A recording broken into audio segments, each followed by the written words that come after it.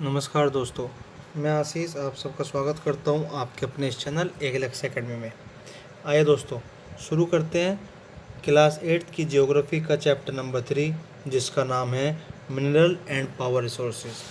हमने इससे पहले क्लास में पढ़ा था मिनरल्स के बारे में कि खनिज होते कहाँ हैं, ये मिलते कहाँ कहाँ पर हैं और इनका उपयोग कैसे किया जाता है, प्लस इनको हम कंजर्व कैसे कर सकते हैं, how to conserve the minerals, हम इनको संरक्षित कैसे कर सकते हैं। आइए शुरू करते हैं नेक्स्ट टॉपिक, जो है हमारा पावर रिसोर्सेज।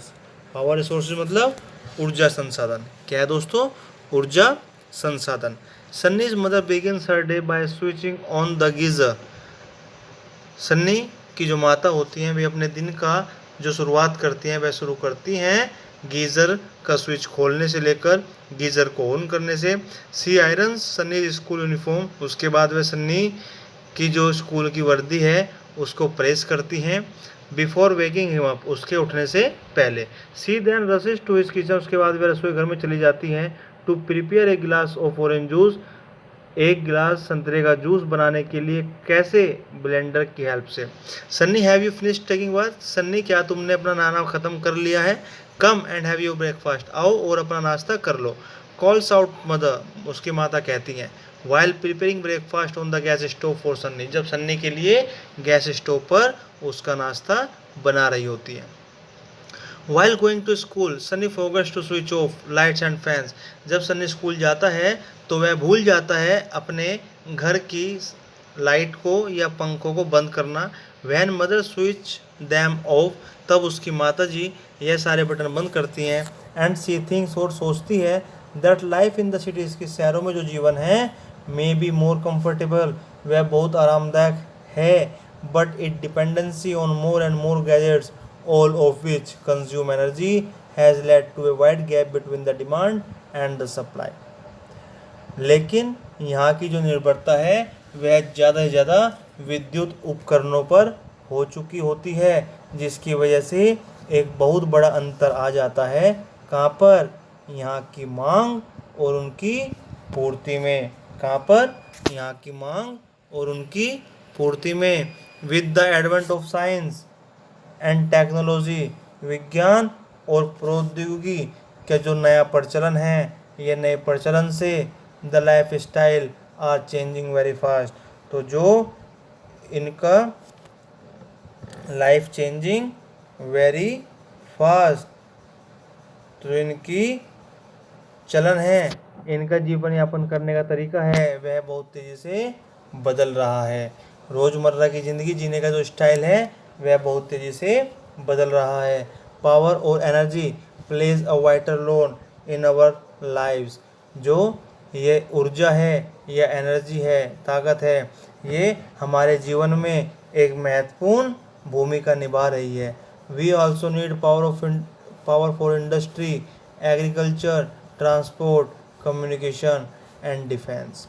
हमें ज़रूरत होती है इस ऊर्जा की इंडस्ट्री में, उद्योग में, एग्रीकल्चर खेती में, ट्रांसपोर्ट यातायात में, कम्युनिकेशन संचार में, एंड डिफेंस और प्रतिरक्षा में। पावर रिसोर्सेज में भी ब्रॉडली कैटेगराइज, जो हमारा ऊर्जा संसाधन है इसको विस्तृत रूप से वर्गीकरण किया गया है। कैसे? कन्वेंशनल और नॉन कन्वेंशनल। कन्वेंशनल हम कहते हैं परंपरागत संसाधन, और नॉन कन्वेंशनल रिसोर्सेज हम कहते हैं गैर परंपरागत संसाधनों के बारे में। आइए अब हम शुरू करते हैं कन्वेंशनल सोर्सेज। क्या शुरू करें दोस्तों? हम शुरू करते हैं कन्वेंशनल सोर्सेज। तो कन्वेंशनल सोर्सेज जो परंपरागत संसाधन हैं ऑफ एनर्जी, ऊर्जा के, are those which have been in common use for a long time, जो सामान्य तौर पर लंबे समय से इस्तेमाल किए जा रहे हैं। जैसे फायरवुड, ईंधन हो गया, फॉसिल फ्यूल्स, और आपके जीवाश्मी ईंधन हो गए। ईंधन और जीवाश्मी ईंधन ये दो मुख्य तौर पर इस्तेमाल होने वाले परंपरागत ऊर्जा साधन हैं, यह स्रोत हैं। ये टेबल आपको दिख रही है दोस्तों। कन्वेंशनल सोर्स ऑफ एनर्जी कौन से? एक तो आपका ऑयल है, एक नेचुरल गैस है। यहाँ पर इनकी एडवांटेज बताई गई है और ये बीच में डिसएडवांटेज है। एडवांटेज क्या है कि इनको परिवहनीय मतलब यातायात के दौरान ले जाना आसान है। दूसरा, बेसिस ऑफ पेट्रोकेमिकल इंडस्ट्री, यह निर्भर करती है, इसका आधार होता है पेट्रोकेमिकल इंडस्ट्री का, ये जो ऑयल है आधार है। दूसरा, cleaner than oil and coal, ये जो नेचुरल गैस है यह ज़्यादा साफ है होती है तेल से या कोयले से। चीपर देन ऑयल, और नेचुरल गैस ऑयल से सस्ती होती है। ठीक है दोस्तों, नुकसान बता रखे हैं कि depression of oxygen due to oil spillage and gas leakage, gas के निकलने से या ऑयल के तेल के बहने से ऑक्सीजन नष्ट होती है। Pollutants released caused acid rain, और जो इसके प्रदूषक होते हैं वह जब निकलते हैं, निकलने से वाष्प वर्षा होती है, अम्लीय वर्षा होती है। Exploration of new fuel is not easy, और नया जो ईंधन है उसको निकालना बड़ा ही मुश्किल है। कन्वेंशनल सोर्स, ये फायरवुड के बारे में, ऐसे ये कोयले के बारे में, और लास्ट में ये आपके हाइडल पावर के बारे में। आइए पढ़ते हैं। पहला, परंपरागत स्रोत क्या है? फायरवुड। क्या है दोस्तों? Firewood. It is widely used for cooking and heating, यह सामान्य तौर पर इस्तेमाल किया जाता है खाना पकाने के लिए और हीटिंग और उष्मा के लिए, गर्मी के लिए। इन आवर कंट्री, हमारे देश में more than 50% of the energy used by villagers comes from firewood, लगभग 50% से भी ज़्यादा ग्रामीण क्षेत्रों में या ग्रामीण लोगों के द्वारा इस ऊर्जा का इस्तेमाल किया जाता है। किसका? फायरवुड का।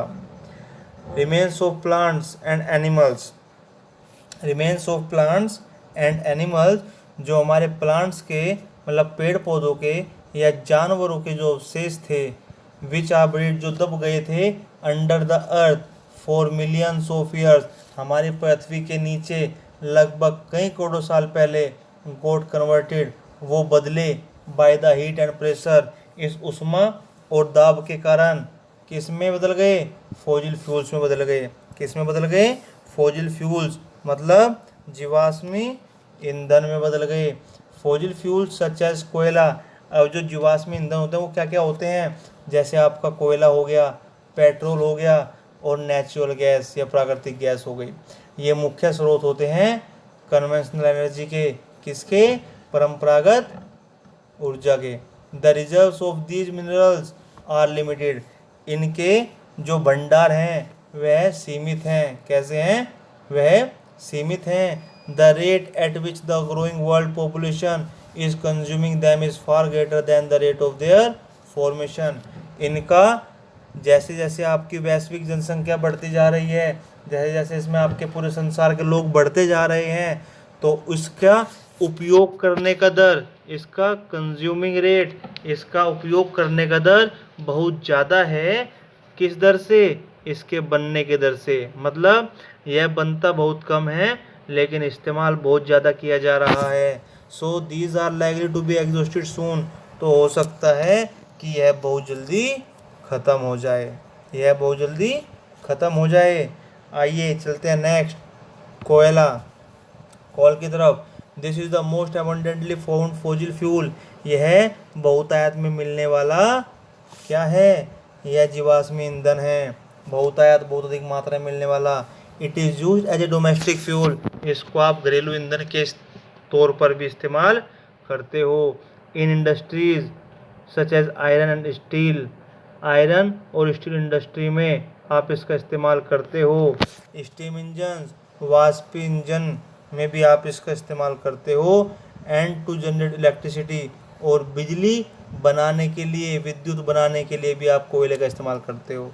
इलेक्ट्रिसिटी फ्रॉम कोल, वह विद्युत जो कोयले की मदद से बनाई जाती है, कोयले से बनाई जाती है, उसको आप कहते हो थर्मल पावर। क्या कहते हो दोस्तों? उसको आप कहते हो थर्मल पावर, मतलब तापीय ऊर्जा। क्या कहते हो? तापीय ऊर्जा।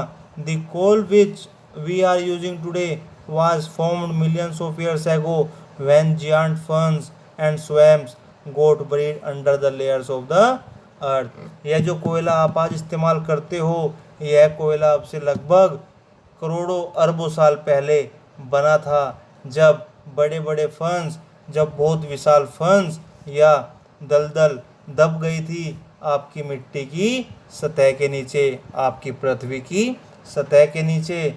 कोल is therefore refer to as, इसलिए हम कोयले को कहते हैं बरीड सनशाइन। क्या कहते हैं? बरीड सनशाइन, अंतर्निहित धूप। क्या कहते हैं दोस्तों? अंतर्निहित धूप कहते हो। द लीडिंग कोल प्रोड्यूसर, जो अग्रणी कोयला उत्पादक हैं, जो अग्रणी कोयला उत्पादक हैं संसार में, वह है चाइना, यूएसए, जर्मनी, रसिया, साउथ अफ्रीका और फ्रांस। और अगर हम बात करें कि भारत में कोयला कहाँ पाया जाता है, तो वह है रानीगंज। और रानीगंज कहाँ है दोस्तों?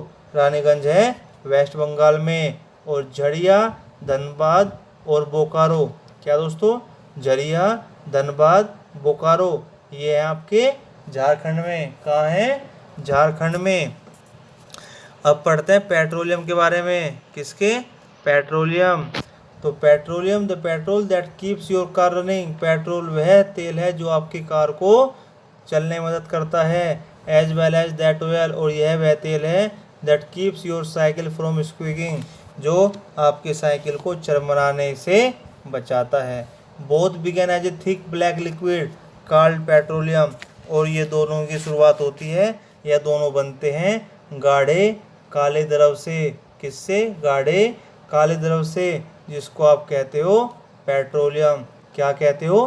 Petroleum. It is found between the layers of rocks and is drilled from oil fields located in offshore and coastal areas, यह पाए जाते हैं चट्टानों के बीच में, यह पाए जाते हैं चट्टानों की परतों के बीच में, और इनको निकाला जाता है, इनका भेदन किया जाता है कहाँ से? जहाँ पे ये लोकेट होते हैं, जैसे कि ऑफशोर। ऑफशोर क्या होता है आपका? अपतटीय। क्या होता है? अपतटीय और कोस्टल एरियाज और तटीय क्षेत्रों से। This is then sent to refineries, उसके बाद इनको भेजा जाता है कहाँ? रिफाइनरी में। और रिफाइनरी को आप हिंदी में क्या कहते हैं? परिष्करणशाला। क्या कहते हैं दोस्तों? परिष्करणशाला में इनको भेजा जाता है। Which process the crude oil, जहाँ पे आप अपरिष्कृत पेट्रोलियम को प्रक्रमण के लिए भेजते हैं, मतलब क्रूड ऑयल को प्रोसेस के लिए भेजते हैं। And produce a variety of product, और वहाँ पर इस पेट्रोलियम से बहुत सारे उत्पाद बनाए जाते हैं। उत्पाद कौन से होते हैं दोस्तों? जैसे डीजल बनता है, पेट्रोल बनता है, केरोसिन मिट्टी का तेल बनता है, वैक्स बनता है, प्लास्टिक बनता है, या ल्यूब्रिकेंट्स बनते हैं। ल्यूब्रिकेंट्स को क्या कहते हो आप? स्नेहक। ल्यूब्रिकेंट जो आप अपनी गाड़ियों में भी डालते हैं जिससे कि उनका इंजन खराब ना हो। Petroleum and its derivatives are called black gold as they are very valuable. Petroleum या उससे बनने वाले उत्पाद, पेट्रोलियम या उससे बनने वाले उत्पाद, इन सब को आप कहते हो black gold.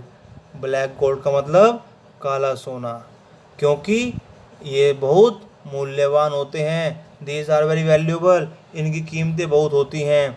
The chief petroleum producing countries, जो मुख्य तौर पर पेट्रोल उत्पादन में जो देश आते हैं वह है पहला ईरान, इराक, सऊदी अरबिया और कतार। जो बाकी दूसरे मुख्य उत्पादक हैं वे हैं यूएसए, रसिया, वेनेजुएला और अल्जीरिया। जो भारत में मुख्य रूप पर अग्रणी उत्पादक हैं वह जगह है आपकी डिगबोई। डिगबोई कहाँ है? असम में। बॉम्बे हाई, ये कहाँ है? मुंबई में। और कृष्णा और गोदावरी नदी के डेल्टा, क्या है? कृष्णा और गोदावरी नदी के डेल्टा। आइए अब जानते हैं जो पेट्रोलियम वर्ड है उसकी इजाद कैसे हुआ, वह कैसे बनना शुरू हुआ, कैसे वर्ड आया। तो पेट्रोलियम का अगर वर्ड देखें तो यह लैटिन वर्ड से आया है। कहाँ से? लैटिन वर्ड से। पेट्रो, पेट्रो का मीनिंग होता है रॉक, चट्टान। ओलियम, ओलियम का मीनिंग होता है ऑयल। सो पेट्रोलियम मीन्स होता है रॉक ऑयल, चट्टानी तेल या चट्टान से बनने वाला तेल। इसके बाद आता है नेचुरल गैस। क्या आता है दोस्तों? नेचुरल गैस, प्राकृतिक gas. Natural gas is found with petroleum deposits and is released when crude oil is brought to the surface. Natural gas यह भी पेट्रोलियम निक्षेपों में ही पाई जाती है। यह भी जहाँ पर पेट्रोल पाया जाता है वहीं पर नेचुरल गैस पाई जाती है और यह रिलीज होती है, यह निर्मुक्त होती है। कब? जब क्रूड ऑयल को जब जब क्रूड ऑयल को अपरिष्कृत पेट्रोलियम को सरफेस सतह पर लाया जाता है। It can be used as domestic and industrial fuel. इसको हम इस्तेमाल करते हैं घरेलू और औद्योगिक ईंधन के तौर पर। रसिया, नॉर्वे, यूके और नीदरलैंड, याद रखना, रसिया, नॉर्वे, यूके और नीदरलैंड ये मुख्य उत्पादक हैं किसके? नेचुरल गैस के। यहाँ पर नेचुरल गैस बहुत अधिक मात्रा में मिलती है। इन इंडिया, भारत में कहाँ कहाँ मिलती है? तो भारत में जैसलमेर, कृष्णा गोदावरी का डेल्टा और Tripura and some areas of shore in Mumbai. और कुछ मुंबई के क्या हैं? कुछ मुंबई के अपतटीय इलाके हैं जहाँ से हमें नेचुरल गैस प्राप्त होती है। वेरी फ्यू कंट्रीज, बहुत कम देश हैं इन द वर्ल्ड, इस दुनिया में, have sufficient natural gas reserve, जिसके पास पर्याप्त क्या हैं? नेचुरल गैस के रिजर्व हैं, नेचुरल गैस के भंडार हैं अपने। This sharp increase in our consumption of fossil fuels has led to their depletion at an alarming rate. इनका बहुत तेजी से होता हुआ इस्तेमाल, नेचुरल गैस का बहुत तेजी से होता हुआ इस्तेमाल एक चिंताजनक दर से इसको नष्ट करने की ओर बढ़ रहा है। द टॉक्सिक पोल्यूटेंट्स, इसमें विषैले प्रदूषक रिलीज फ्रॉम बर्निंग, जो पैदा होते हैं इन ईंधन के जलने से are also a cause for concern, वह भी एक चिंता का विषय बने हुए हैं। Unchecked burning of fossil fuel is like an unchecked dripping tap which will eventually run dry. अनियंत्रित तरीके से जब इन ईंधन को जलाते हैं, इनका इस्तेमाल करते हैं, तो यह बिल्कुल ऐसी ही बात है जैसे अनियंत्रित तरीके से आपका टंकी से जल टपकता है। और इसका कारण क्या होगा कि एक दिन अंततः फाइनली यह खत्म हो जाएगा, यह सूख जाएगा। This has led to the tapping of various non conventional sources of energy and that are clean alternatives to fossil fuels. और इसके दोहन से भिन्न भिन्न प्रकार के गैर परंपरागत संसाधन की ओर व्यक्ति का ध्यान जा रहा है, हमारा ध्यान जा रहा है, जो कि फॉसिल फ्यूल से, जो कि इन जीवाश्म ईंधन का एक बहुत अच्छा विकल्प माना जाता है। आइए, डू यू नो, क्या आप जानते हो? कंप्रेस्ड नेचुरल गैस, संपीड़ित प्राकृतिक गैस इज ए पॉपुलर, यह बहुत प्रसिद्ध इको फ्रेंडली ऑटोमोबाइल, पर्यावरण हितैषी ऑटोमोबाइल ईंधन है। As it causes less pollution, क्योंकि यह बहुत कम प्रदूषण पैदा करती है बाकी पेट्रोलियम और डीजल के तुलना में। पेट्रोलियम की तुलना में natural gas, compressed natural gas बहुत नाममात्र पोल्यूशन पैदा करती है। आइए अब चलते हैं हाइडल पावर की ओर। अभी हाइडल पावर है क्या? हाइडल पावर होता है जल ऊर्जा या जल विद्युत या पानी से बनने वाली बिजली। रेन वाटर और रिवर वाटर, वर्षा का पानी या नदी का पानी, stored in dams is made to fall from heights, यह बांधों में, जो बांध होते हैं बड़े बड़े, उनमें इकट्ठा किया जाता है जिससे कि इनको ऊंचाई से नीचे गिराया जा सके। The falling water flows through pipes inside the dam over turbine blades placed at the bottom of the dam. इन ऊंचाइयों से पानी बहा दिया जाता है पाइप की मदद से या पाइप के थ्रू, पाइप के रास्ते से, जो कि नीचे टरबाइन की ब्लेड पर जाकर गिरता है और टरबाइन की ब्लेड पर जाकर गिरकर उसको घुमाता है। और वह टरबाइन कहाँ होती है? वह इस डैम के तले में होती है। कहाँ होती है? इस डैम के बॉटम में होती है। The moving blades then turn the generator to produce electricity. उसके बाद जो यह घूमती हुई ब्लेड्स होती हैं, यह जनरेटर को घुमा देती है। किस लिए? टू प्रोड्यूस इलेक्ट्रिसिटी, विद्युत उत्पन्न करने के लिए। This is called hydro electricity, और हम इसको कहते हैं जल विद्युत। क्या कहते हैं दोस्तों? जल विद्युत कहते हैं। The water discharge after generation of electricity is use for irrigation. और वह पानी जो बिजली के बनने के बाद, जो विद्युत के बनने के बाद वहाँ से निकल जाता है, उसका इस्तेमाल इरिगेशन, सिंचाई या खेती के लिए किया जाता है। 1/4 of the world electricity is produced by hydel power. 1/4 हिस्सा जो इस दुनिया का विद्युत का 1/4 हिस्सा जो है, इस पूरी दुनिया में इस्तेमाल होने वाली बिजली का 1/4 हिस्सा वह उत्पादित किया जाता है, उसको बनाया जाता है, उसको पैदा किया जाता है हाइडल पावर से, जल विद्युत से। कहाँ से? जल ऊर्जा से। The leading producers of hydel power, जो इसके अग्रणी उत्पादक हैं, किसके? हाइडल पावर के, पूरी दुनिया में वह है Paraguay, Norway, Brazil and China. Paraguay, Norway, Brazil and China, ये इसके अग्रणी उत्पादक हैं। इस तरह की चीज़ जान लेते हैं। Norway was the first country, Norway सबसे पहला देश था जिसमें कि हाइड्रो इलेक्ट्रिसिटी, जल विद्युत बनाई गई थी। जल विद्युत बनाने वाला सबसे पहला देश कौन सा था? नॉर्वे। ये सवाल आपसे पूछा जा सकता है। ये देखिए दोस्तों, ये एक पिक्चर है हाइडल पावर की। इसमें ये टरबाइन है जो डैम के नीचे लगी हुई है। ये वाटर रिजर्वायर जहाँ पानी को रोका जाता है। ये जनरेटर है। ठीक है दोस्तों, ये टरबाइन की पंखुड़ियाँ हैं, इस पर डलकर आपकी बिजली बनाई जाती है।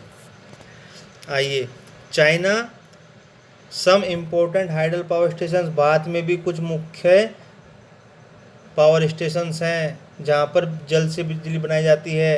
वो कौन सा है? भाखड़ा नंगल। क्या है? भाखड़ा नंगल। दूसरा गांधी सागर। क्या है? गांधी सागर। तीसरा नागार्जुन सागर। क्या है?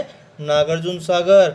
और दामोदर वैली प्रोजेक्ट। और दामोदर वैली प्रोजेक्ट, दामोदर नदी घाटी की योजना। ये कुछ इलाके हैं जहाँ पर आपको हाइड्रो इलेक्ट्रिक प्रोजेक्ट देखने को मिलेंगे, मतलब कि जल से बनने वाली विद्युत आप यहाँ देख सकते हैं कैसे बनती है। ये एक है सलाल हाइड्रो इलेक्ट्रिक प्रोजेक्ट। कहाँ पर? जम्मू कश्मीर में। ठीक है दोस्तों, तो यहाँ तक हमने पढ़े पावर रिसोर्सेज, ऊर्जा संसाधन, और ऊर्जा संसाधन में हमने पढ़ा कन्वेंशनल रिसोर्सेज, परंपरागत संसाधन। अगली क्लास में हम लोग जानेंगे गैर परंपरागत रिसोर्सेज के बारे में। तब तक के लिए आप लोग इसको रिवाइज कीजिए। अगली क्लास में हम मिलते हैं इसके अगले भाग के साथ। नमस्कार दोस्तों, धन्यवाद दोस्तों।